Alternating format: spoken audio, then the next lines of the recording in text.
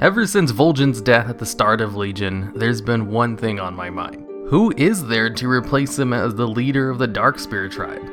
Besides Vol'jin, there are no really super notable troll figures in lore that can realistically take over the Darkspears. In the Yanniku quest chain, it stated that Yanniku is the youngest son of Vol'jin's, meaning that Vol'jin probably had other children. But there has never been any information on who these other kids were, and Yanniku dies at the end of the quest chain, so he can't possibly take over. Then there's Master Gadrin in the Troll Starting Zone. Lore-wise, he was the mentor of Vol'jin and the Chief Witch Doctor, a pretty important position in the Darkspear tribe. But he's literally done nothing outside of the Troll Starting Zone in WoW's lore except show up at Vol'jin's funeral. So it's pretty safe to count him out as a candidate too. And then there's Rokon. Anyone who played Horde and Warlords probably remembers this guy. He hangs out right outside the main building and gave a ton of quests. In fact, he was probably more involved in the expansion than Vol'jin himself.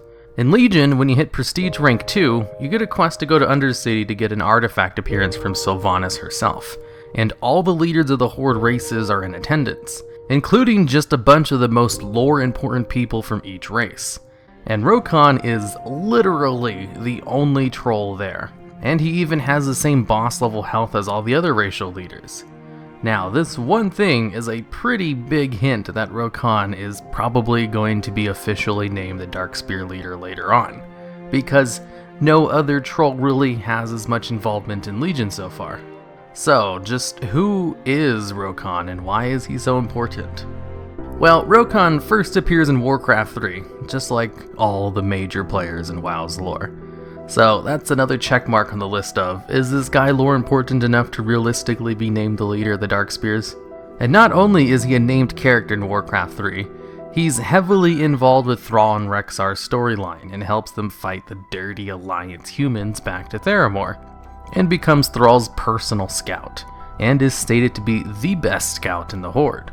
He then doesn't show up in WoW until Wrath of the Lich King, where he's involved in a quest in Dragonblight to kill a frostworm named Sarestra. And then he doesn't show up again until Warlords of Draenor, where he's involved with a lot of different things, and hangs out in your garrison and is involved in even more stuff. He was a pretty major quest giver in Warlords. Rokon is also one of the 4 troll champions of the Horde, but 2 of them are basically just parts of quests for the expansions they were introduced in and have no real lore. And the 3rd is just the Darkspear Quartermaster in Orgrimmar. So of the 4 troll champions of the Horde, Rokon is the only one with any kind of extensive lore. After Warlords, you don't see him again until the Prestige 2 event. He doesn't have an extensively long lore track record. He was a major figure in Warcraft 3, showed up as a random quest giver in Northrend, and then was super involved in Warlords, which makes him more lore important than any other Darkspear troll that I know of, and is probably the reason he was chosen as the Darkspear representative at the Undercity event. I mean, unless Blizzard pulls some other Darkspear troll out of their butts, or introduces one of Vol'jin's sons, it's pretty safe to assume Rokon is going to be the new leader. Alright, and that's it for the video. Is there some other Darkspear troll I'm missing who could possibly have more lore than Rokon? Or do you think Blizzard might just introduce a troll from a different tribe to take over?